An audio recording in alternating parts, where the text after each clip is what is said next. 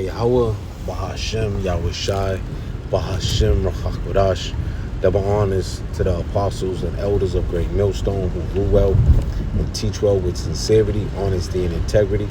Brothers laboring this truth, putting their life on the line, especially in this time. Salutation to you brothers and you brothers and sisters believe in this truth wholeheartedly and sincerely.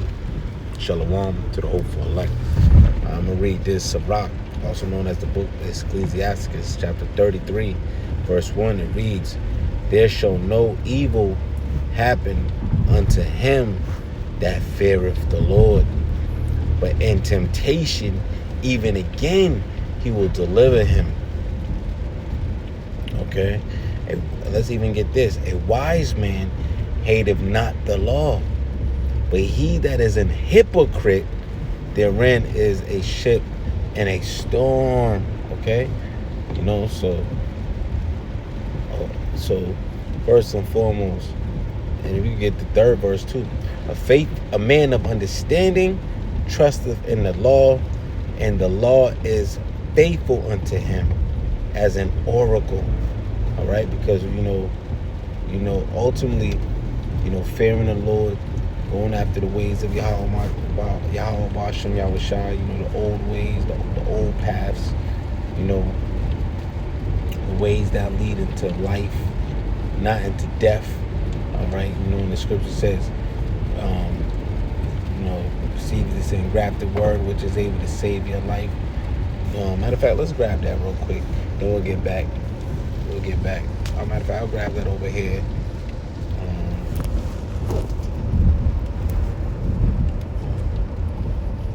Grab that real quick, then we'll go back to the point.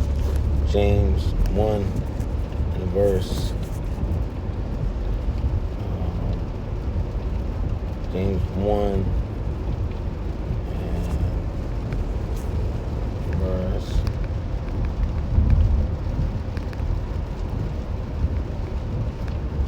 21, it reads, "Wherefore lay apart all filthiness and superfluity of naughtiness, and receive with meekness the engrafted word which is able to save your souls." All right. So going back to Sirach 33 and 1, it reads, "There shall no evil happen unto him that feareth the Lord, but in temptation even again he will deliver him." Right. So that's gonna lead us right, receiving this engrafted word, fearing the Lord, right, to this right here. Revelation 3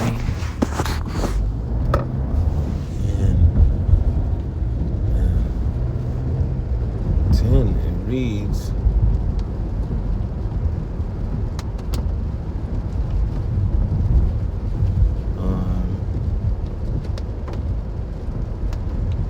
"Because thou hast kept the word," what? The word, that engrafted word, right, which is able to save your soul, right? "Because thou hast kept the word." It's like, "Because thou hast kept the word of my patience, I also will keep thee from the hour of temptation." You see? So, you fear the Lord, you kept the word, which is able to save your soul. The Lord is going to have it where he'll keep you from the hour of temptation, right? So right at the end it says, "But in temptation, even again, he will deliver him," right? It reads, "I also will keep thee from the hour of temptation, which shall come upon all the world to try them that dwell upon the earth. Behold, I come quickly. Hold that fast which thou hast," right? The word, right? "That no man take thy crown. Him that overcometh will I make a pillar in the temple of my power, and he shall go no more out.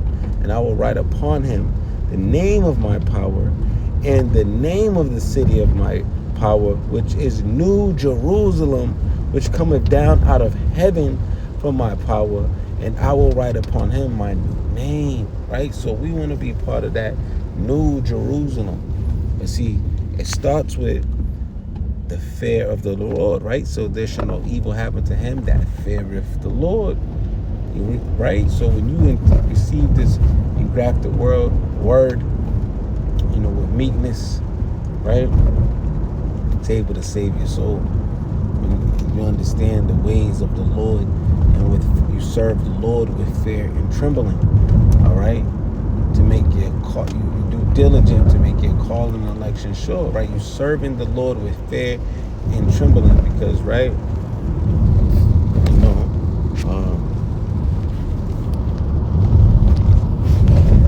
Since Sarah, I think 1:18, if I'm not mistaken.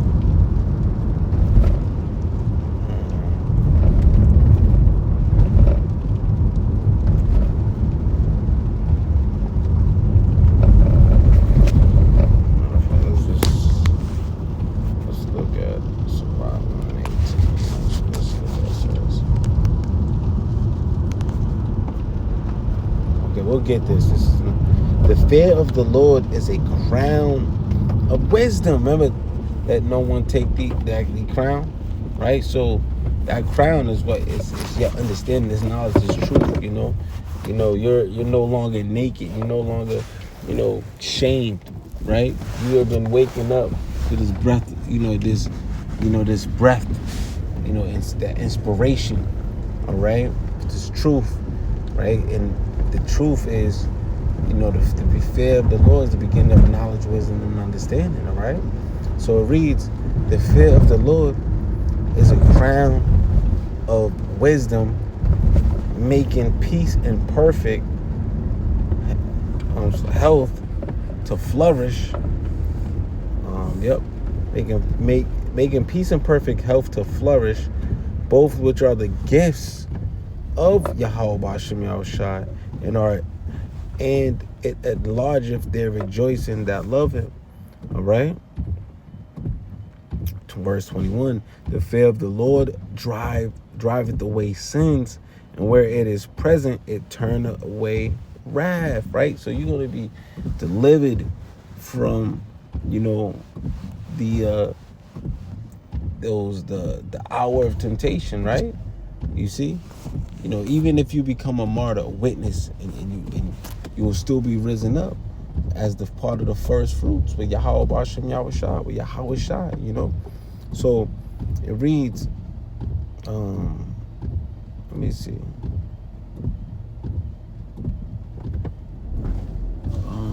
We just read this actually. It says that word, hypocrite, right?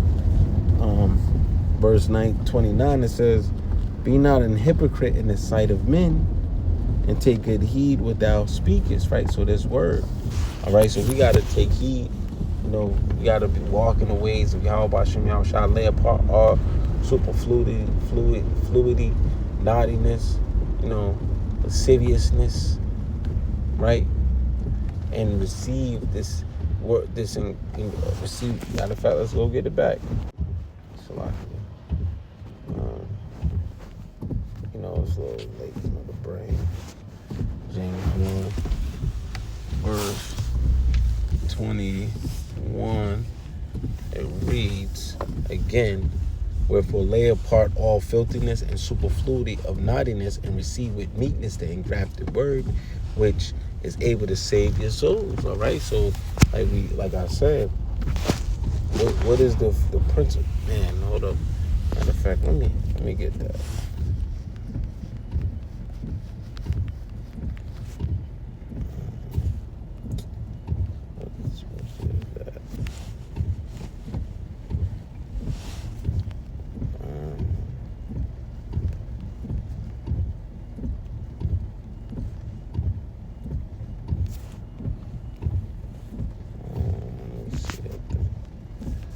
Lock your brothers. We're drawing a blank. I thought it was a 1.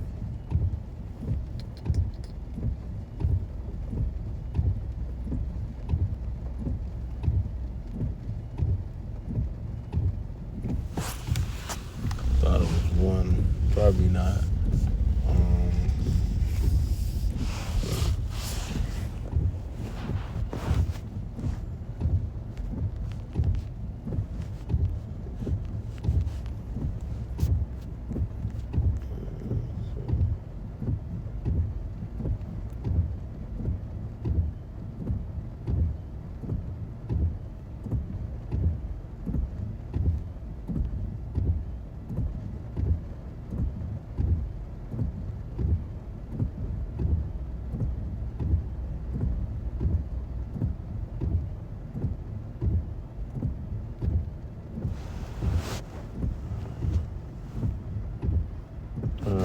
can't find, but we'll get this though.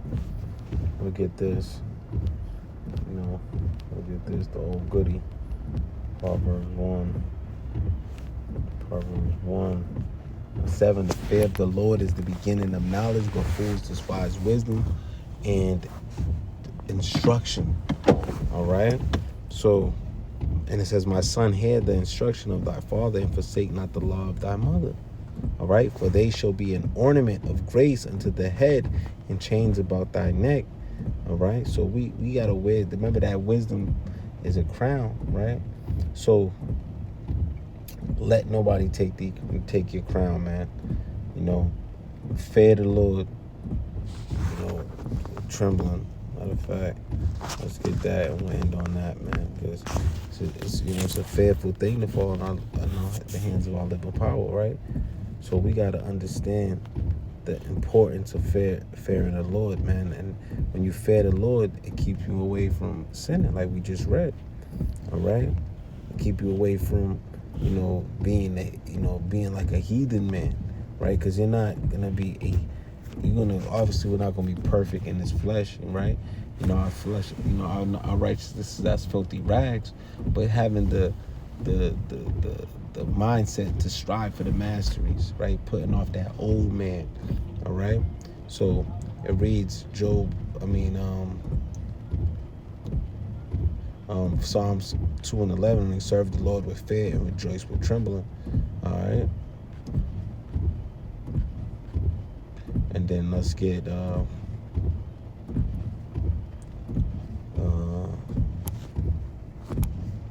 Philippians 2:12. It reads,